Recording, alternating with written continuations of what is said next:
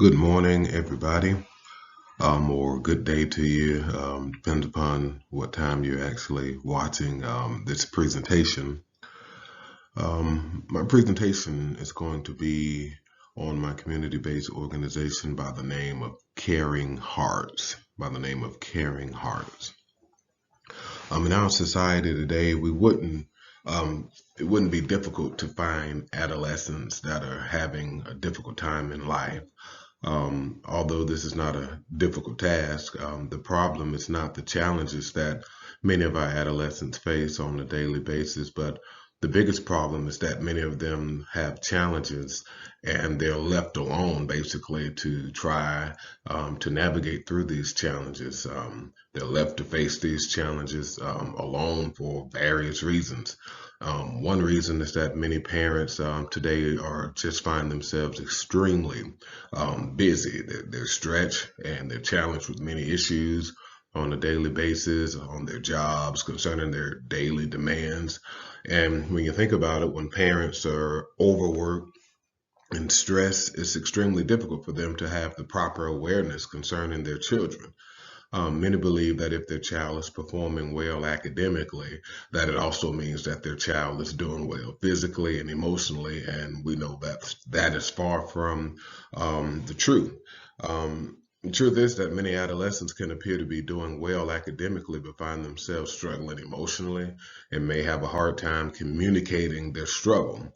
I've seen and also been a part of a household where parents are so stressed and challenged with the life that they function in a state of daily frustration. And when the child attempts to have a moment of ventilation to his or her parents, the parents express deep agitation and the child is left to feel alone and defeated as if no one actually cares.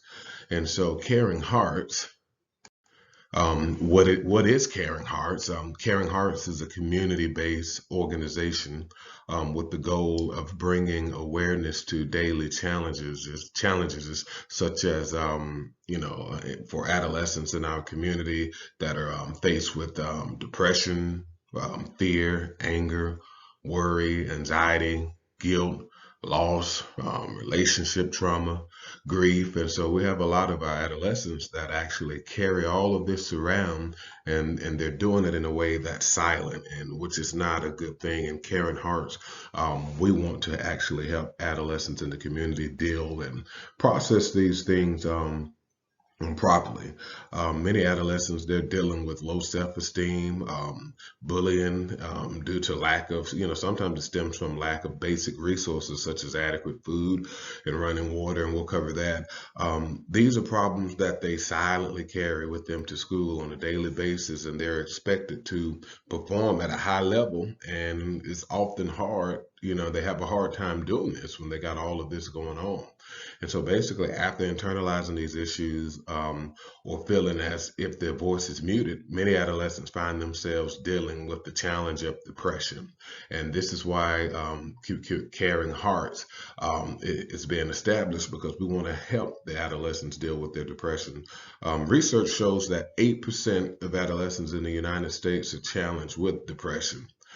Many adolescents feel as if they have no one that genuinely cares about them, or actually, that are concerned, about their plight. All right, so basically, who do we help? We are here to serve adolescents who are suffering with depression. It is our aim to help adolescents deal with depression, and also not just with depression, but also address the issues that may be a contributing factor or a trigger for depression, such as we mentioned earlier, low self-esteem, bullying, lack of basic resources such as adequate food and running water. Oftentimes, these are issues that kids really don't want to talk about. They don't want to share because they kind of feel embarrassed about it.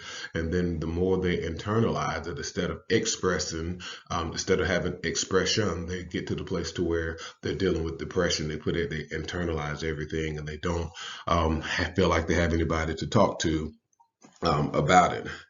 Even when I consider my childhood, I'm instantly reminded of what it feels like to, have parents and adults to make an assumption that just because I am a child without responsibilities, that I don't have any serious problems or challenges.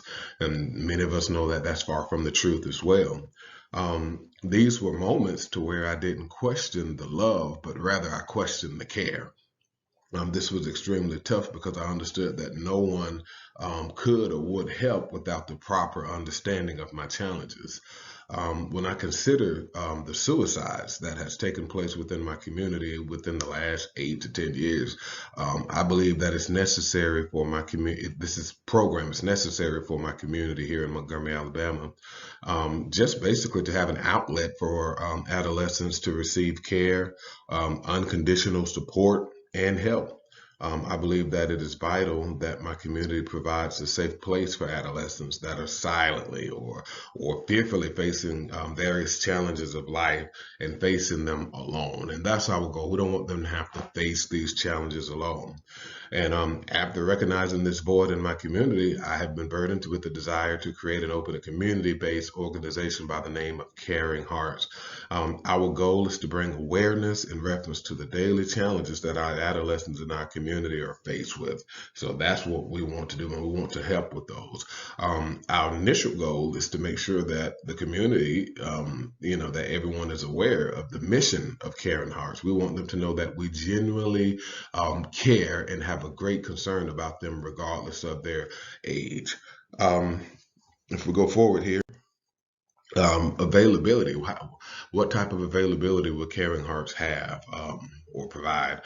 Caring Hearts will seek to have operation hours Monday through Sunday.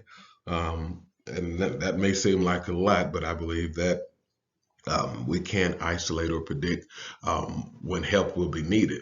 And so our primary hours will be after school hours.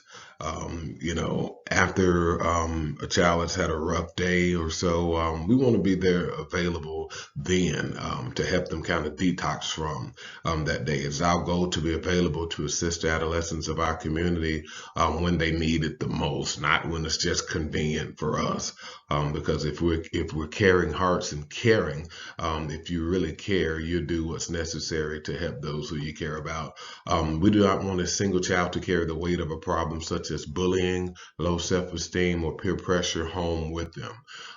We want to pretty much kind of intercede or intersect this problem before they carry it home and let it fester and think on it and process it incorrectly, which could lead to a dangerous path. And so that's how we want to be available. That's how we seek to be available for the community. All right. And it's our goal to have a program where parents can enroll their children with Caring Hearts, and they can provide us with the permission to possibly pick up their children, transport them from maybe their school to our facility for care and support. Even with this, we also desire to work with school counselors along with parents to give the school counselors the consent maybe to refer students to Caring Hearts. Caring Hearts is not just available or accessible for school challenges or things like that. We're not isolated to that degree, but at Caring Hearts, we understand that a child can face challenges in school and also at home as well. We're here to assist children that are faced with challenges in the home, also such as neglect, abuse, hunger, and we will be partnering with our local Montgomery area food bank to provide meals and food for children that are dealing with hunger, because if that is the root of the issue, when you think about it, hunger is not a tough or insurmountable problem to solve.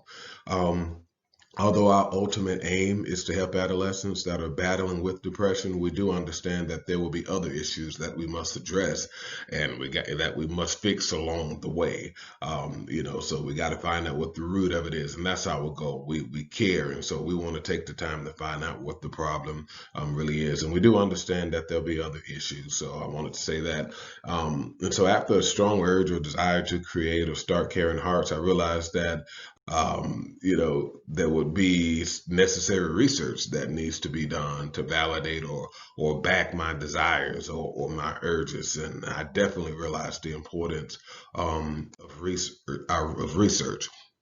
And so for a moment, I just want to talk about our why. Why Caring Heart? So why do we want to help adolescents dealing with depression and various issues?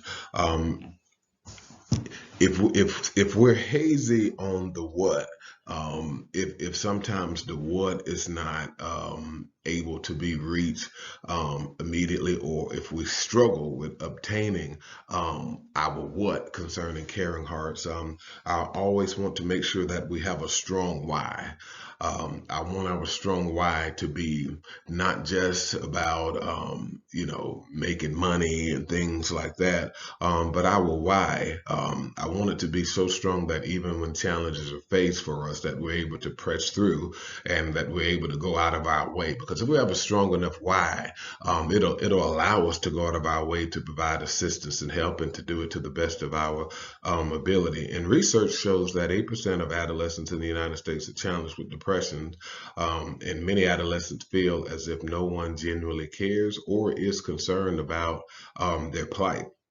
In our community, there are several children that are faced with challenges in the home, such as neglect, abuse, and hunger, as we stated earlier. So this is the main reason behind our why, because we do not want a single child to have to face this and deal with this, and especially deal with it alone.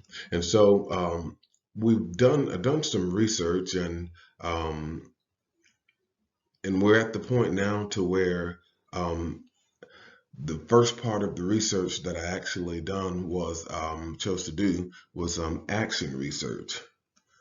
Chose to do action research, and so in the first part of this action research, the approach that I actually took in doing this, the first part was I done a brief observation, and when we think about research. I definitely realize the importance of research, and I'm a firm believer that a person's decisions would never be greater than the information he or she has received. And so, if we don't do the necessary research, we may not make the best decisions. So, I definitely believe in research. And with this fact in mind, I decided to take the route of action research in my community. I chose to perform action research initially due to the strengths of action research, such as providing of immediate relevancy to context, the use of existing resources, the empowering of communities, and processes of change, such as self-reflection and high adaptability of change, and forward-facing vision and thinking outside of the box. So in reference to the process of action research, like I said before, I started with recognizing the problem of adolescents in my community struggling with or secretly battling depression. And so after recognizing this problem, the next step for me was to formulate a plan. And so, with the hindrance of not knowing many people that could initially help with providing information or statistics, rather, regarding the need for caring hearts, I decided to use only a couple methods pertaining to action research. I initially believed that the best method concerning action research would be the observation of children individually and also in the context of groups. And so after performing brief observations, my next step was to gather information by using a semi-structured interview. And I'm grateful that I was able to conduct a semi-structured interview with a local professional in the community who has been working with adolescents within the community for over 15 years, providing insight regarding common issues with students, and also tips or insight regarding the recognition of depression or low self-esteem among adolescents. In reference to research regarding caring hearts, I also engage as well in appreciative inquiry research. And doing this, I initially sought to see what was best concerning the mental and emotional state of adolescents in my community. Also took the time to mentally press the fast forward button in my mind and kind of daydream a little bit about what the community could look like with caring hearts. I'm able to see it for what it is, but I also wanted to kind of, see it for what it could possibly be as well. This is pretty much what provides, the fuel for me to move forward when I think about what it could be. And so during my process of time of research, I also performed a needs assessment due to the importance of its process. It has been stated that the needs assessment have been used or performed in the counseling field for many years, and so it's a pretty strong tool that should be utilized. So the first thing I completed in reference to the needs assessment was the identification of the goals. Such as identifying ways adolescents dealing with depression can basically utilize counseling service and identifying what types of programs that might be helpful in dealing with adolescents who are suffering with depression. And so my next task was to identify which population would be assessed. The population assessed are the at-risk, the underserved adolescents in my community that are dealing with major issues such as depression due to various internal and external factors. And so at this point, I've spent a portion of my time collecting data through observation, as I said before, and through the brief key informant interview. The final phase of the assessment process was to analyze my findings and assess which was being informed that bullying is most likely, it's the most likely action that sends adolescents into a state of depression. Bullying is actually the um, most likely action that will send adolescents into a state of depression. I was also informed that many adolescents suffer with depression due to their living environments at home. And so just to know those things kind of provide a better angle on what to provide, what kind of services to provide, what is actually needed within the community. All right, and so here's a picture of a Venn diagram. If you can see here, we got adolescents struggling with depression, and it kind of bleeds over into Caring Heart, youth services, and then how will we pull this to the pool and be connected with possibly medical doctors through the school systems. And so we kind of want to see all of that working together there. All right. And Caring Hearts will be a nonprofit organization after considering the demographics and the needs of my community. Caring Hearts will operate as a nonprofit. And this basically is to make sure that all families within the community that are having trouble with their adolescent children will be able to afford services at a price that is workable or a price that's doable for them. And so we don't want to be an organization that's only available to assist with a certain demographic or certain kind of people, but we want to be able to help all kinds of families, all kinds of people, all of our adolescents, from regardless of where they're coming from, regardless of their socioeconomic status. We want to be able to provide services for them. All right, funding, funding. So how will Caring Hearts be funded? Well, number one, the first thing we would do, we would seek out sponsorships. And we would seek to do this or attempt to do this through the possibility of partnering and establishing pretty much mutual working relationships around the surrounding area. The second line or stream of income would be to seek to obtain grant funding from the government to assist with the reaching of the goals of Caring Hearts. And so this sounds a little better now after going through the lectures, obviously. And so basically in this case, I probably would try to find someone or hire someone that is skilled in the grant writing area in hopes of increasing my chances to receive funding for Caring Hearts. My next line or source of income funding would be individual contributions. So I know that there's many people, they'll get behind your vision if they see that your vision is working, or if they see that it's something that would be beneficial for the community. I believe that if a lot of people really understood the mission, and if we made the vision of Caring Hearts plain and clear, I believe that there would be a lot of people who would possibly be willing to give, individual contributions, and regardless of how large or small, I believe when it's all added together, it'll be possibly, be enough to just help at least one more child. So we'll definitely be open to individual contributions.